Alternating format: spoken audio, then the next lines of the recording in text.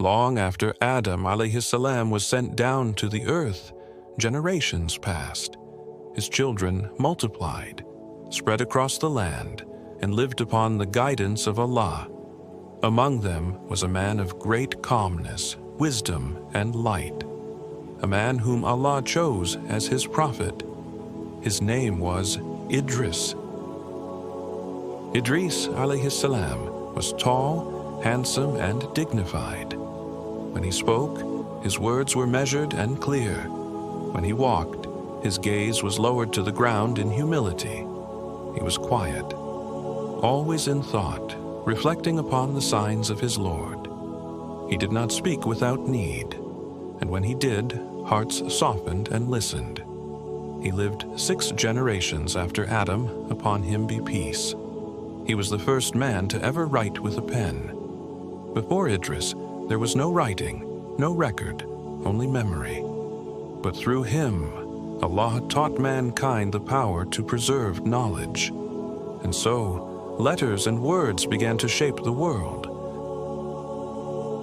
Idris alayhi salam lived among a people who still believed in Allah alone. There was no shirk, no idols, no false gods.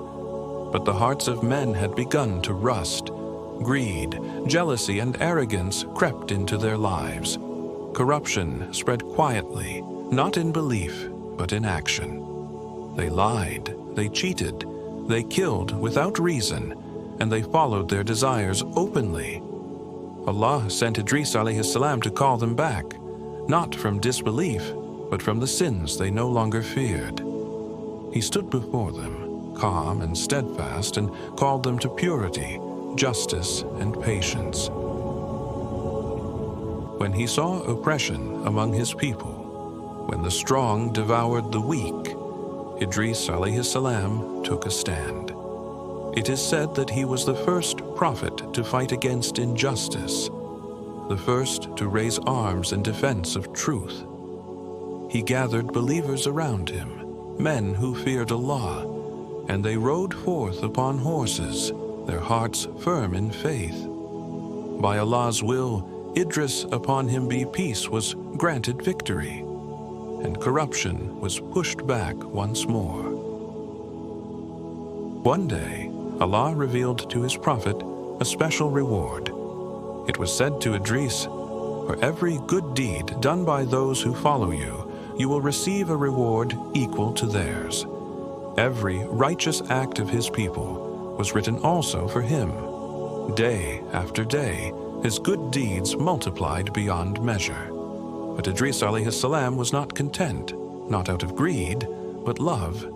He wished to worship longer, to gather more reward, to stand before Allah with a heart overflowing in gratitude. He knew his time was near. So he called upon a friend, an angel who would visit him often. He said, "My friend, Allah has granted me the reward of the righteous among my people, but my soul longs to do more.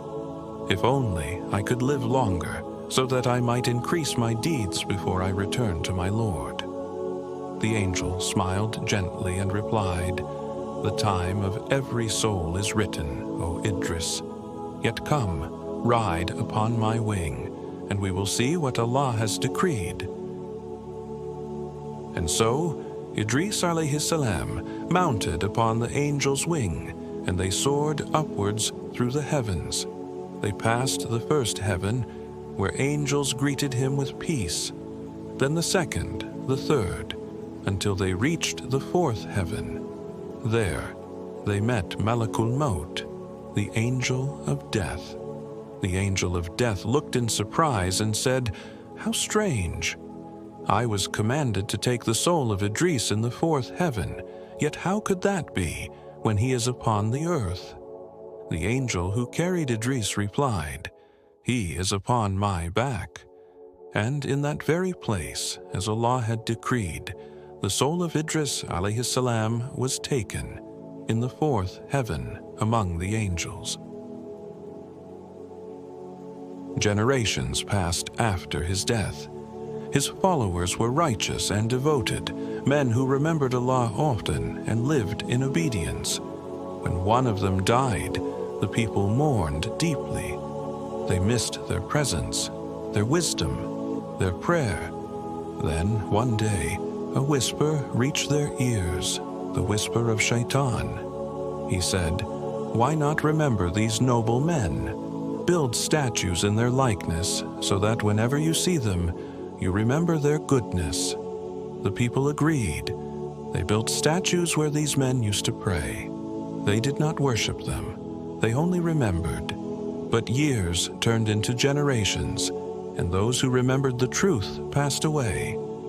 Shaitan returned to their children and whispered again, "Your fathers built these statues because they worshipped them.